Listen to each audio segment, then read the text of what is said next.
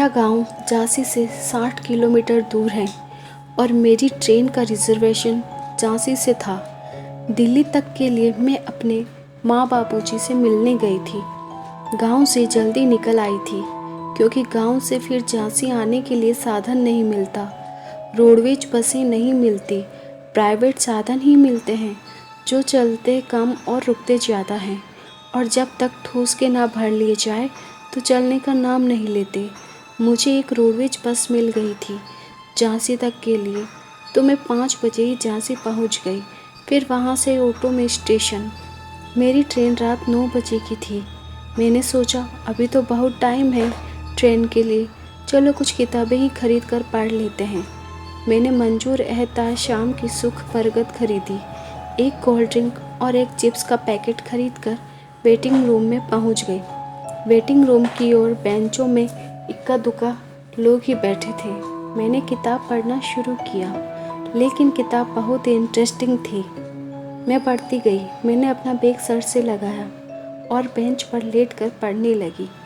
एकाएक मुझे नींद आ गई। थोड़ी देर बाद मेरी आंखें खुली। मैंने अपनी हैंड वॉच देखी तो शाम के 7 बज गए थे। वेटिंग रूम खाली था। बस बगल वाली बेंच में एक 18-19 साल का लड़का बैठा था। उसने मुझे देखकर स्माइल पास की। मैंने भी हल्का सी मुस्कुराहट पास कर दी। उसने कानों में हेडफोन लगा रखे थे, एक कैप लगा रखी थी, वाइट टी शर्ट और पैंट शर्ट चेक वाली, जीन्स और पूमा के शूज पहन रखे थे, और हाथों में एक न्यूज़पेपर है जो उसने अब तक उसका रोल बना दिया था। उसने अपना इंट्रोडक्शन दिया। हाय, आई एम पूरब सिंह। मैंने कहा मैं शोभना। उसने कहा मैं इंजीनियर स्टूडेंट हूँ, खजुराहो घूमने आया था, मैं दिल्ली से हूँ। मैंने कहा मैं बैंक में पीओ हूँ, झांसी के पास मेरा मायका है, मैं अपने माँ बाप से मिलने आई थी, अभी वापस दिल्ली जा रही हूँ, वैसे मेरे हस्बैंड इंजीनियर हैं। उसने कहा ओह दैट्स ग्रेट। उसने अपने फैमिली के बारे में बताया कि वो इकलौता है अपने घर में, मम्मी पापा हैं बस। मैंने भी कहा मेरी 2 बेटियां हैं। बस ऐसे ही बातें होती रही। घड़ी देखी तो 8 बज रहे थे। मैंने सोचा खाना खा लेते हैं। मैंने खाना निकाला और उससे पूछा कि तुम भी खाना खा लो। वो बोला मैं खाना नहीं खाता। मुझे हंसी आ गई। मैंने कहा कि खाना नहीं खाते तो जिंदा कैसे रहते हो? वो बोला मैं ज़िंदा कहाँ हूँ। मैंने कहा मजाक मत करो, लो खा लो। उसने खाने से मना कर दिया। मैंने खाना खा लिया और हाथ धोने वेटिंग रूम के वॉशरूम में चली गई। वापस आई तो उसकी जगह पर वो नहीं था। तभी मेरे हस्बैंड का फ़ोन आया कि उनके एक सहकर्मी की बहन का बेटा खजुराहो गया था घूमने।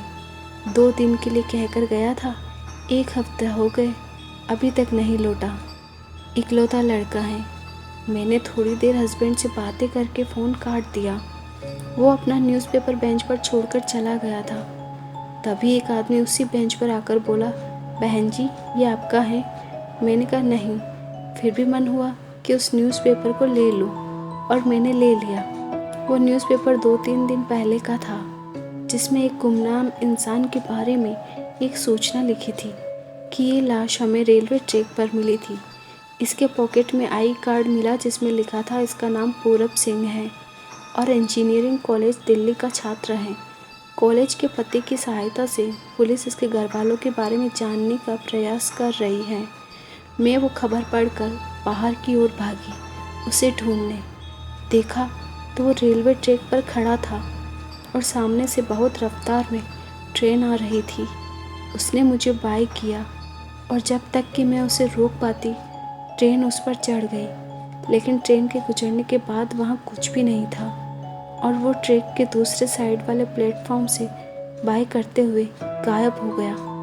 शायद उसने मुझे सूचना दी थी अपने मरने की। उसने मुझे चुना था इसके लिए। धन्यवाद।